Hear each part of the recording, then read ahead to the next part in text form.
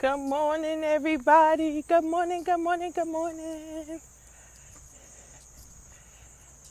Good morning. How are you guys doing? Oh, I know I'm looking crazy. I got my little VA glasses on, and I'm out here trying to get my walk on before I get to work. I got a lot of work to do today. Hey, good morning, everybody. I give you time to get in. Y'all know I'm going for my morning walk in my neighborhood, and I'm loving every minute of it. So, good morning. Hey, if you guys are just logging in or you're checking out the replay, let me know either way so I know that you guys are here. And good morning. So, I'm out here walking in my neighborhood, going for my morning walk, as I usually been doing lately, trying to make some better habits in my life. And one of those habits is my health. So I'm starting out just doing simple things like going back to the gym and walking, because I had neglected that for so long. And so now I'm going ahead and doing it, and it has turned out to be a blessing. I am feeling better. I'm enjoying myself on my walks and talking to you guys. So, good morning. What I want to quickly talk to you guys about this morning, though, is about having a mission at work. I know everyone is going back to work this morning after a for some people, a 4-day weekend. And I'm just finding out, and I'm one of those people too, that you have a lot of people that just do not like their jobs. They do not like their work. They do not like their coworkers. And that's to be expected. You are not going to like everyone that you work with. You're not going to like everyone that you work for. And truth be told, they're probably not going to care too much for you either. But one thing you have to do when you are in the workplace is you have to keep your focus. You have to stay focused on what your mission is. And so this morning I was talking with the Lord, and I was in prayer. And good morning, how you doing? And I was talking to the Lord this morning. And he revealed to me how Jesus had a mission. And no matter what happened, what he was doing in his work, he always kept his focus on his mission. And I thought that was just absolutely profound, because I never thought about it that way, that when you're doing your work, focus on what your mission is, and it keeps you from being distracted from all the people who the enemy will send to try to throw you off guard. So let me give you an example of what I'm talking about. If you look back in the scripture, you will see where Jesus says, the thief comes to steal, to kill, and to destroy. But I come that they may have a life and have it more abundantly. Now, that right there could be a mission statement. What if Jesus sat down with a notepad and said, what's my purpose? What's my mission? What am I assigned to do here? I'm assigned to come that they may have a life and have it more abundantly. That's my purpose. That's my mission. That's what I'm here for. So when all the people, the Pharisees, the Sadducees, the naysayers, and everyone come up to Jesus' face and start talking all kind of crap, talking about how much they don't like him, saying that he is from the devil, saying that he don't belong here, they even deduced him, and they said, isn't that the carpenter's son? He still remembered his mission. And his mission was simple. I come that they may have life and have it more abundantly. You'll also find out, he also said that he come to do the will of the Father. Okay? That's another mission statement. I came to do the will of my Father. All right? So, even though there were distractions, there were people coming around him, pulling from him, it got stressful, he still understood his mission. And that's what I want to encourage you all today. Everybody know we got that backstabber at work. Everybody know we got that evil, low-down person at work. Everybody know we got that workplace best friend. Everybody knows we got the office gossiper. We got the office know-it-all. You got the goody two-shoes. All of these people, all these characters that play and have a role at your job. We all have them. but you have to know your mission. And I'm going to even challenge you today. Somewhere, get a notebook, put notes in your phone, and I want you to say, my mission here at the post office is to do XYZ. My mission here as a teacher at the school is to do blah, blah, blah. My mission at the accounting firm is to do blah, blah, blah, blah, blah. Whatever your mission is. And I want you to keep that somewhere, either on your desk, on your phone, on the tablet of your heart, in your spirit and your soul. And you keep focused about what your mission is at work. If you're a teacher, my mission is to educate these children so that they can be valuable in the marketplace. My mission at the post office is to ensure that all letters get to loved ones in a timely manner. What is your mission? So that's your natural mission. But then what's your spiritual mission? Why did God assign you to that job? Why did he send you? Of all the people he could have sent to the post office, all the people he could have sent to the government office, all the people he could have sent to the school system, all the people he could have sent to Walmart, to work at Walmart, all the people he could have sent to all the places that you are. Why did he choose you to work there? Because here's the thing I know for sure. And here's a little bit of a controversial statement. All of us are not meant to just be sitting up in the church. Yeah, I said it. All of us are not meant to just be sitting up, working in the church. Some of us were called to be in the marketplace. Some of us were assigned to work in government. Some of us was assigned to work at schools. Some of us were assigned to work at the post office. Some of us are assigned to be crossing guards. I'm passing a school right now. Some of us are assigned to be school bus drivers. Some of us are assigned to be teachers. Some of us are assigned to be parents. Some of us are assigned to be daycare workers. Some of us are assigned to be accountants. Some of us are assigned to be heart surgeons. We're assigned to be teachers. We're assigned to be doctors. We're assigned to be dentists. God sends us out on our assignment. And when you are on assignment, you should have a mission. When you are on assignment, you should have a mission. And you should know what your mission is and what your mission statement is. And if you don't know what your mission is, what your mission statement is, you're going to have some problems. Thank you. Okay? You're on assignment. So you have to know what your assignment is and what your mission is. So as I'm walking in front of this school, look at all this in operation. You see school bus drivers, you see teachers, you see administrators, you see parents, you see all people right now on a mission. Everybody's on a mission right now. But the fundamental point I'm trying to make is, what is your purpose? What are you there for? What are you assigned to do? Let me tell you something. You are not assigned to be the office busybody. God did not send you there for that assignment. He sent you there to be the person who actually resolves conflict. And you cannot be the person who's creating the conflict and then call yourself a man or woman of God. Because men and women of God, we do not intentionally go to work to create conflict. And so if you are the office gossiper or the office conflict person, every time there's some chaos going around, you're involved in it, I'm telling you to stop right now. Because that's not your mission and that's not your assignment. Your assignment is to do the will of the Father. Your assignment is to bring light into a dark place. Do you not know that God may have assigned you to your particular workplace?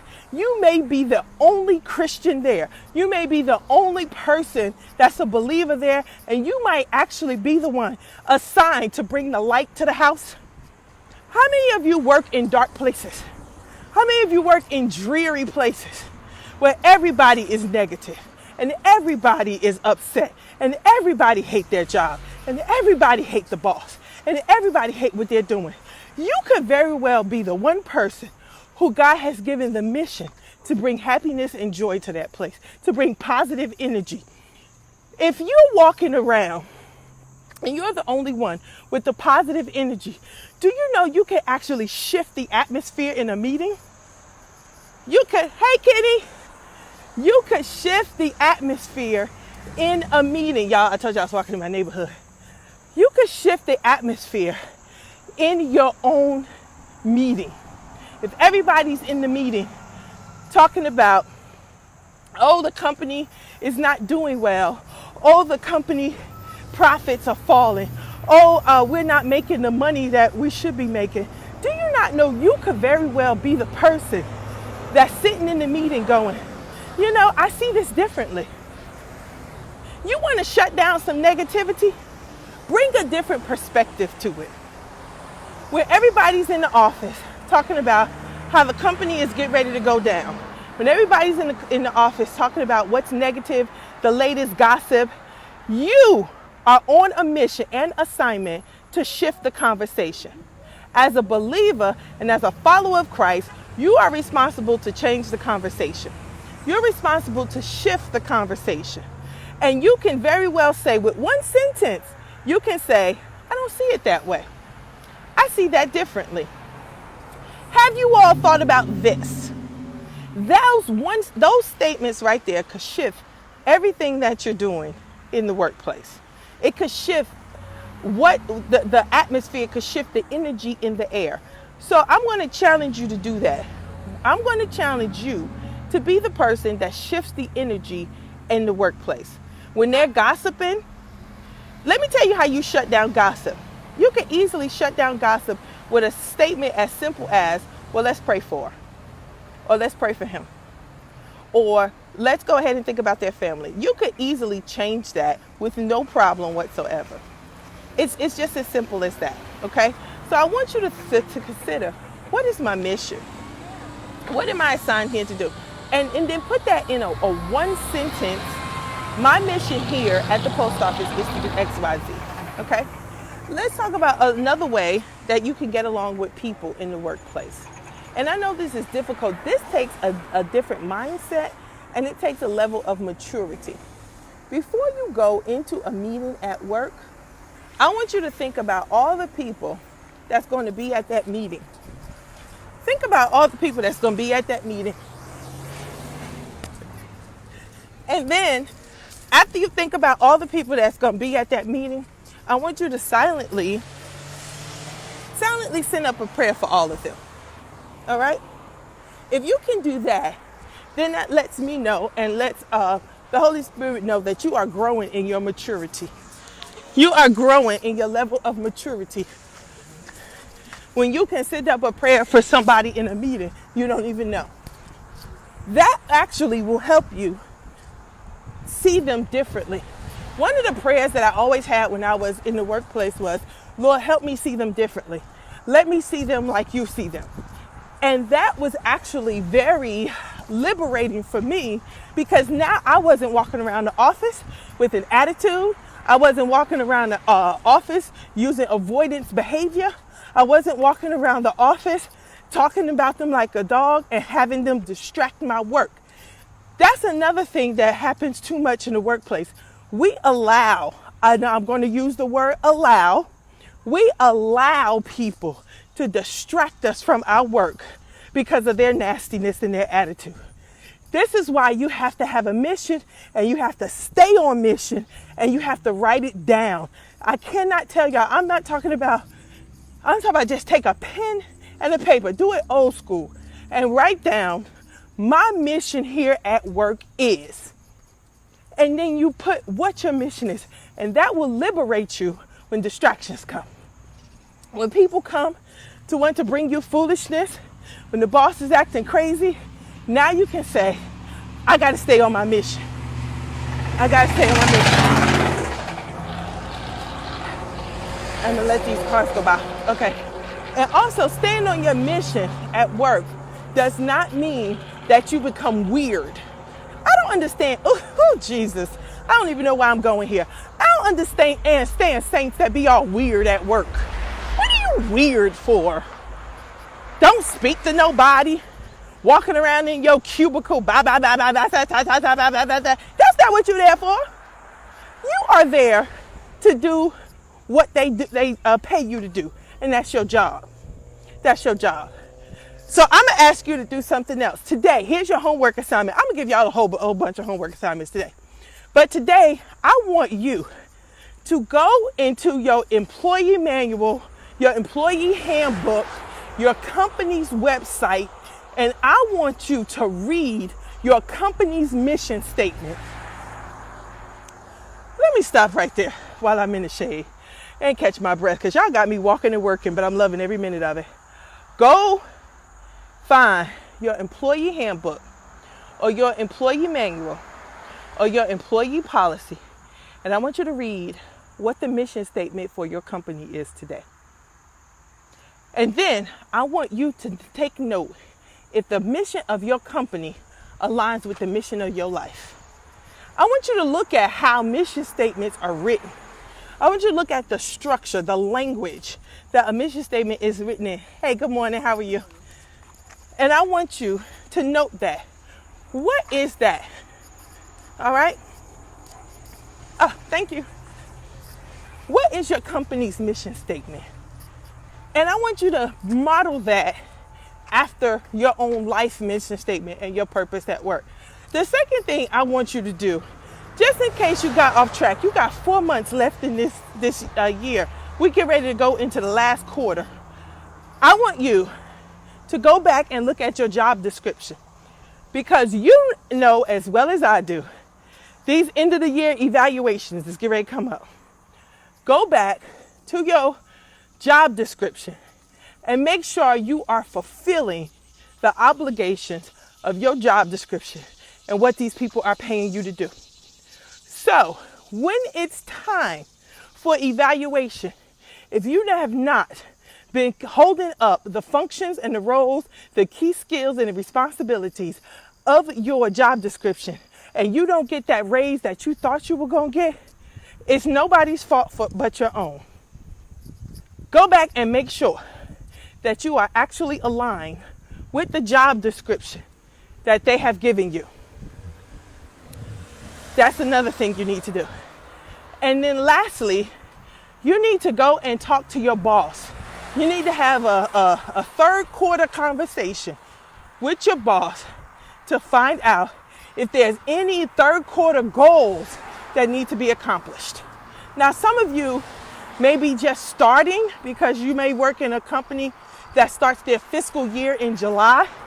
If that's the case, then go and sit down with, have a conversation with your boss and find out what their mission is, what their goals are for the company, and see if you can align your behaviors to that. Look, y'all, I'm trying to tell y'all how to get promoted. I'm trying to teach you all how to advance without having to brown nose and without having to kiss any behind and without having to violate your morals. You can get promoted and you can get a raise just by being an asset. A-S-S-E-T. You should be an asset at work. And you being an asset at work should be in direct alignment to what your mission is. How can you be an asset at work? Well, first of all, don't keep a lot of chaos going. Secondly, you need to have some likability skills. I don't care how good you are at your job. You need to be somewhat likable. People need to be able to at least know and say that you are cordial with everyone. It is a sad state of affairs when you have believers who are getting low ratings on their evaluations for subjects such as don't get along well with others. That should never, ever be on anybody who is a child of God evaluation. Don't get along with others. If you don't get along with people at work, my sister, my brother, we got some coaching to do. You need to set up a one-on-one coaching call with me.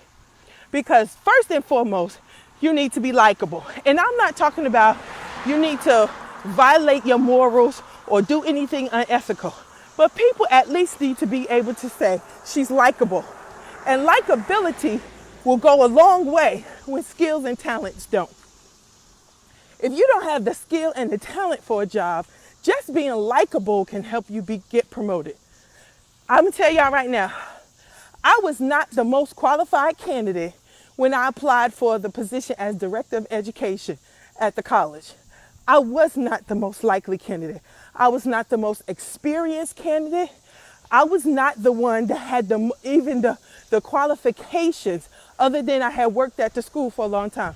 But what I did have, and what I know to be true when I interviewed, was that I had the likability factor. I knew how to communicate up, I knew how to communicate down, and I knew how to communicate across. And that's a skill you need to learn.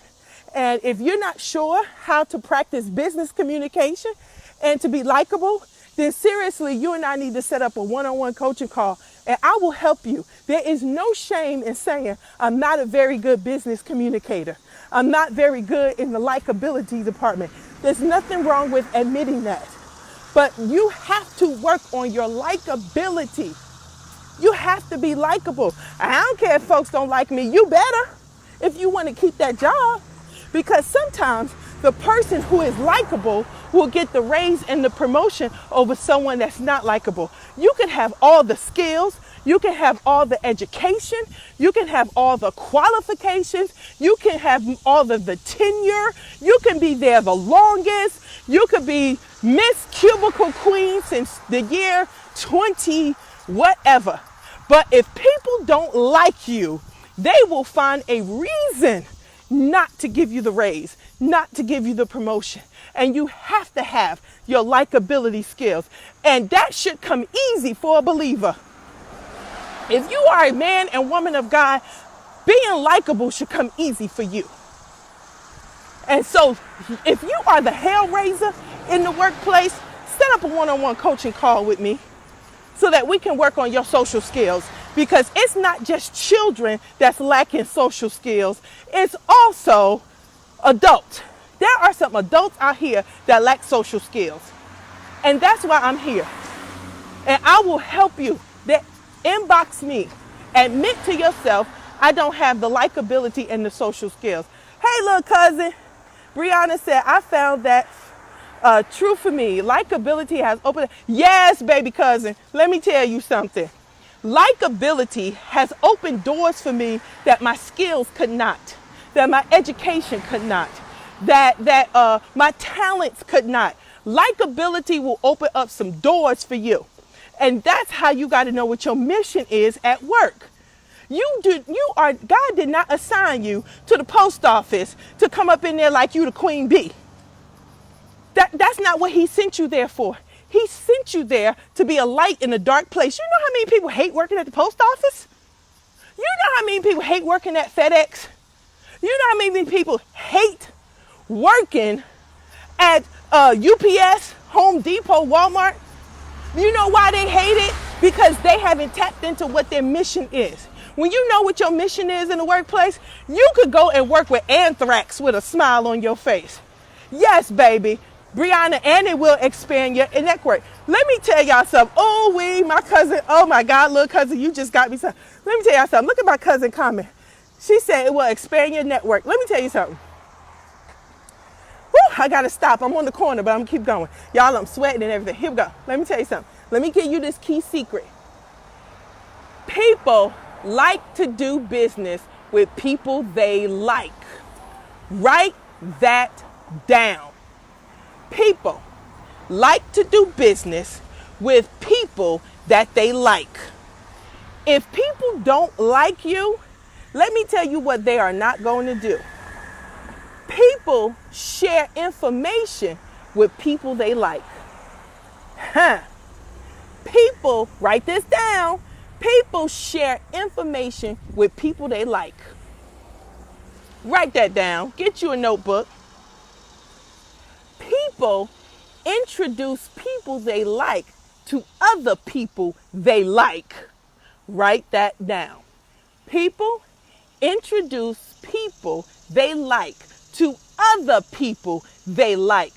You want to know how to expand your network like my little cousin just said?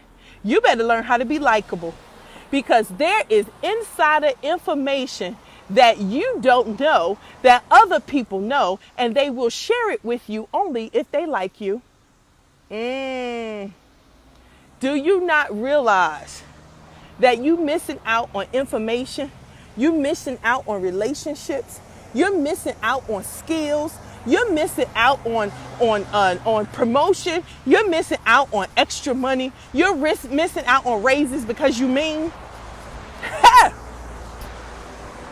Do you not know your attitude is keeping you broke at work? The way you treat people is keeping you broke at work. The way you act around people is keeping you out of the information circle. So listen to me, y'all. There is a leadership theory. It's oh shoot, I forgot. I think it's called group theory. I can't remember. But anyway, it's I think it's theory X and theory Y. I think that's what it's called. All right, and it's two groups in the workplace. The theorist of this says there's two groups in the workplace. There's the in group and the out group. So who this is good? Oh, Brianna, you got me going. All right. So the in group is the people that get all the information from the boss, from the leader. The in group is the people that other people like. The in group is the ones that get all the information before anybody else gets it. So example, the in group will be the one that find out first that so-and-so's position is getting ready to come open and that they want Nancy to apply for it. So Betty's position is getting ready to come up. They want Nancy to apply for it. Nancy is likable. Everybody like Nancy. Nancy cool with everybody. Nancy speak to everybody. Nancy get along with everybody. Betty's job get ready to come up. Nancy not qualified for the job. Nancy don't even have the skills to do Betty's job. But because Nancy is a part of the in crowd, because the boss likes her and everybody else likes her, Nancy gonna find out first that Betty's job is getting ready to come open even before it's posted. Baby, let's talk about these jobs that come open that ain't posted yet. People already know, companies and corporations already know who they want to put in these positions. But by law, they have to post them. I know y'all know this, but let me reiterate this. By law, companies have to post job openings. Just because it's open and it's on the website does not mean that they don't already have somebody in mind to fill that position. Baby, you better. And guess who's gonna find out that the position come open first? The people in the in crowd, the people in the in group, the people that's likable, the people that get along with everybody. They're gonna be the first ones to know that that position came open before it's even posted. You know what else you can? You need to be a part of the in group because the in group can be trusted. See, you can tell people in the in group something, and they know how to keep their mouth shut. You want to find out how to get along with your boss, how to get along with leaders in the workplace, how to get along with people. Keep your mouth shut when he tell you stuff.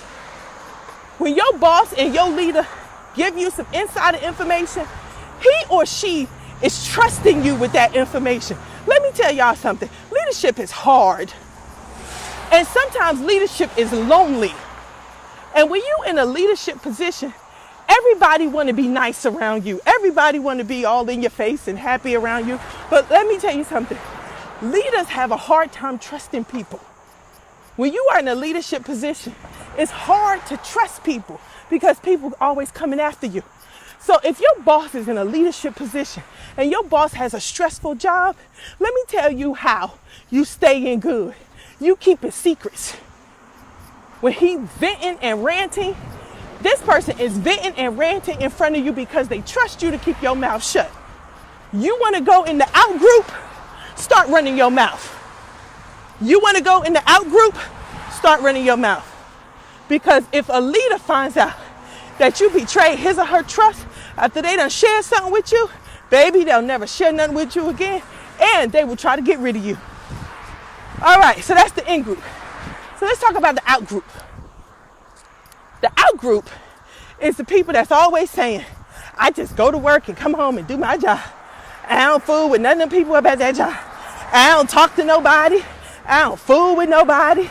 I don't do nothing with nobody.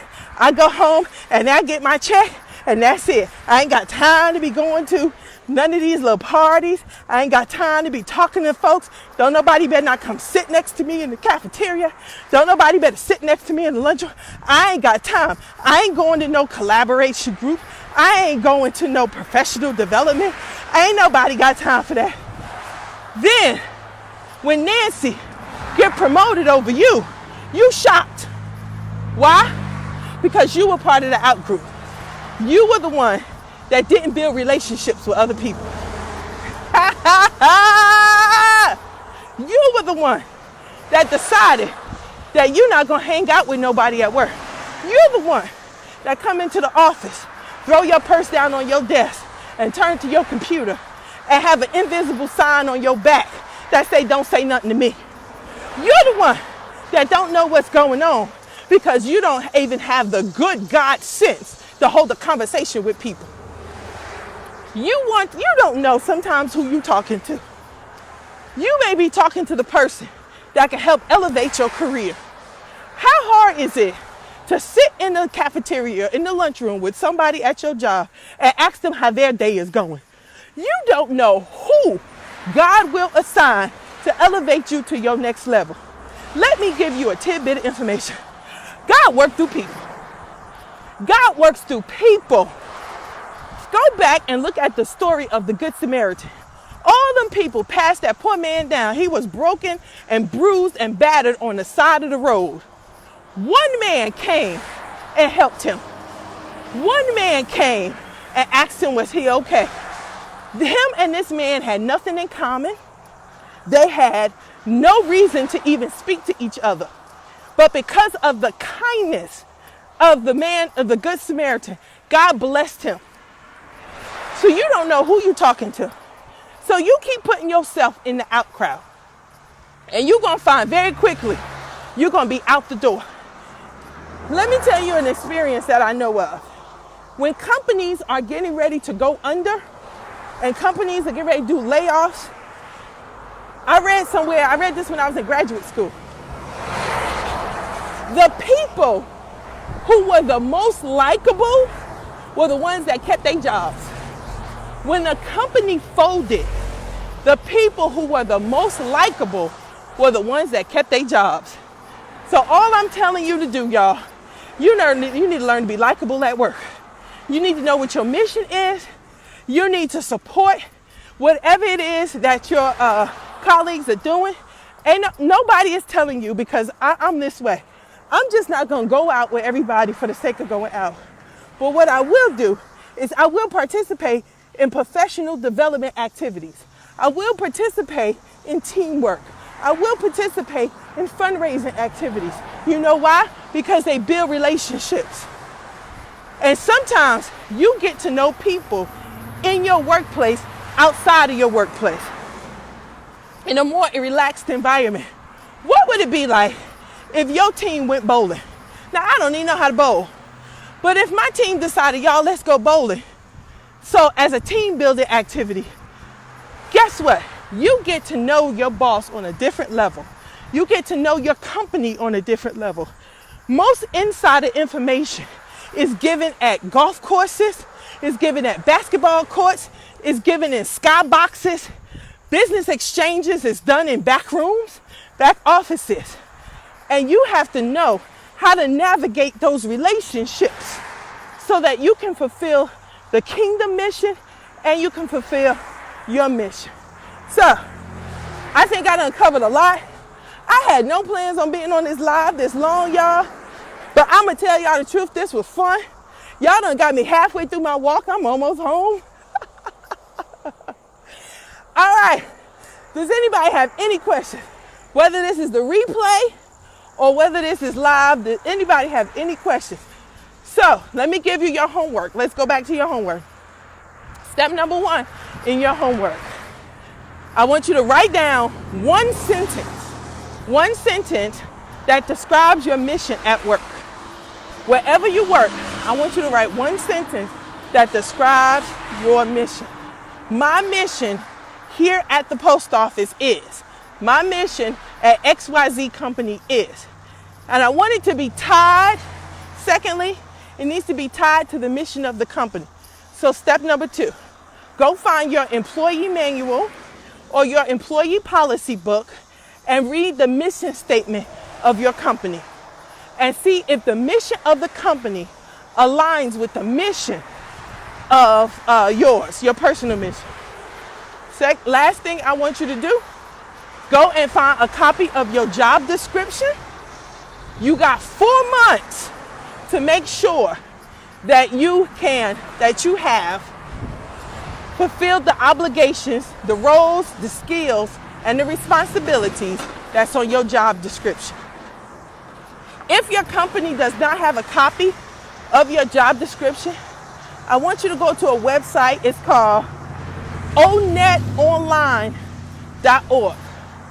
onetonline.org. onetonline.org.